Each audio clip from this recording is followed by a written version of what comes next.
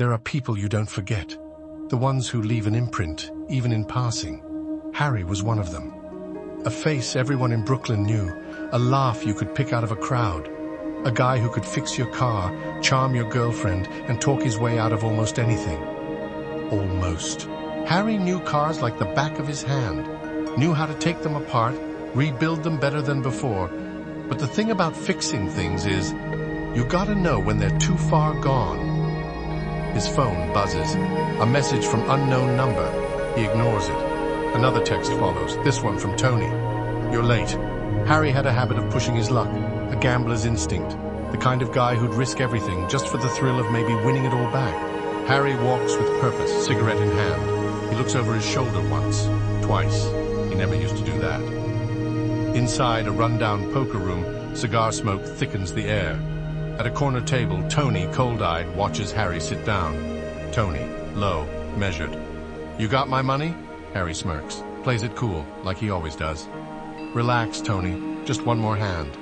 At first, it was nothing, just a moment, a flicker, something he could shake off. Harry had woken up that morning feeling off. Maybe it was the game last night. Maybe it was the debt hanging over his head. Or maybe it was something else, something he couldn't name yet.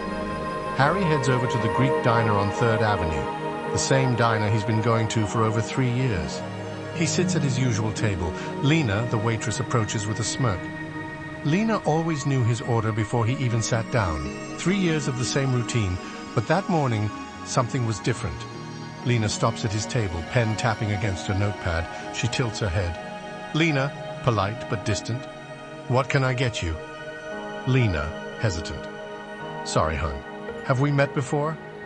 And just like that, the coffee in Harry's hand didn't taste right anymore. A pause, a moment too long. He watches her, waiting for recognition to flicker back into place. It doesn't. Harry could have sworn she was messing with him. Had to be. But the longer he looked at her, the more he realized she wasn't.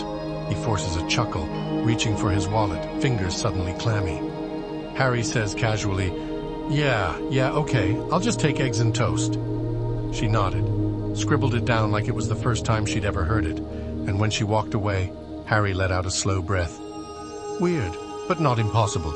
He pulls out his phone, thumb scrolling through messages. The texts from Tony are gone, the missed calls, the threats, the evidence that he owed money to a man who didn't give second chances. Like they never existed. Harry frowns, refreshes the screen. Nothing. A glitch. Had to be a glitch. He rubs his temples, slides a few bills onto the table, and leaves without eating.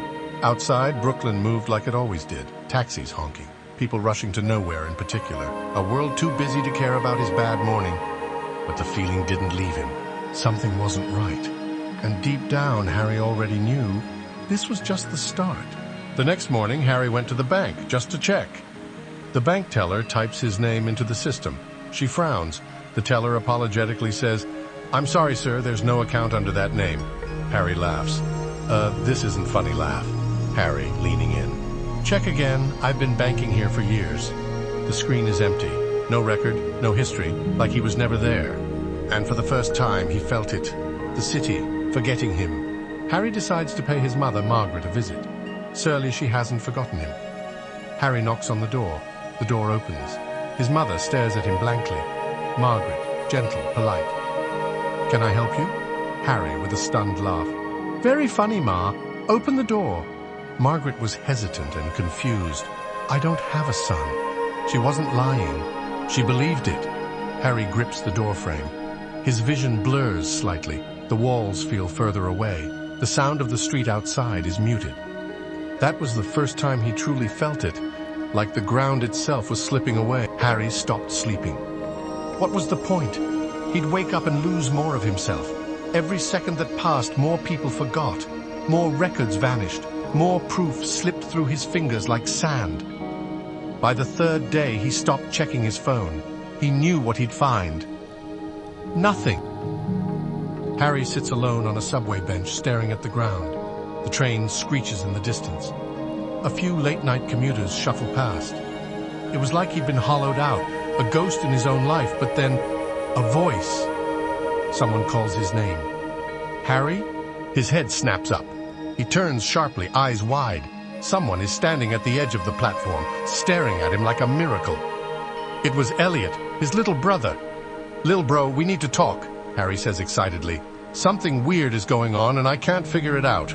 Come with me to the diner on 3rd Avenue and I'll tell you all about it." Harry and Elliot sit at a corner booth, 2 cups of coffee between them. Harry's hands shake as he stirs his drink. "I don't get it. Mom's acting like she never had a son. Nobody remembers me. No records exist for me. It's like I was never here." Harry exhales, rubbing his temples. He looks tired, like he's been fighting against an invisible tide for days. Harry, softly, pleadingly. "I'm real, Elliot. I exist. I don't know what's happening, but I'm still here."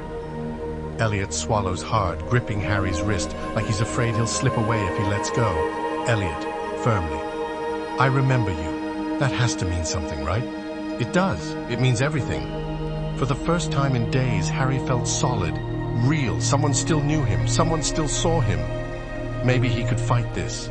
Elliot picks up a photo of the 2 of them as kids. He stares at it, confused. His grip loosens. Harry, watching him closely. "Elliot?" Harry knew that look. He'd seen it too many times now. Elliot tilts his head, eyes narrowing at the photo like something isn't quite right. He swallows, his hands trembling slightly. Elliot, uncertain, hesitant, after a long, suffocating pause. "Who are you?" Harry freezes. His entire body locks up. He can't breathe. Harry, desperate, shaking his head. No, don't do this. You remember me." Elliot pulls his hands away. He shifts on the bed, expression unreadable, like he's sitting across from a stranger. Elliot, quiet, hesitant. I think you should go." And just like that, the last thread snapped. Harry stares at him. His own brother, the one person who was supposed to be his anchor. He watches the memory drain from Elliot's face, watches the last piece of proof slip away. And in that moment, Harry finally understood. This wasn't something he could fight. This wasn't something he could win. After that, it didn't take long. No one saw him anymore. He walked through streets that used to know him, past faces that once held recognition, but now they just looked through him. He spoke. People didn't hear. He waved. No one looked up. He reached out. His hands touched nothing. Harry looks down at his hands. They seem lighter, less there. He moves his fingers, but they blur at the edges, like a fading memory. A breeze moves through him. He barely feels it. By the time he walked back to his apartment, he wasn't sure if his feet were even touching the ground. He sits on his bed, staring at the wall. The room feels empty. He doesn't eat anymore. He doesn't sleep. He just exists. Or maybe he doesn't. Harry closes his eyes, a long pause. And then, just like that, Harry was no more. Existence erased from the annals of time. No one ever found his body. Maybe because there was never a body to find. Maybe because by the time the city was done with him, there was nothing left to remember. If you enjoyed this cryptic tale, please remember to comment, share, and subscribe. Happy hauntings.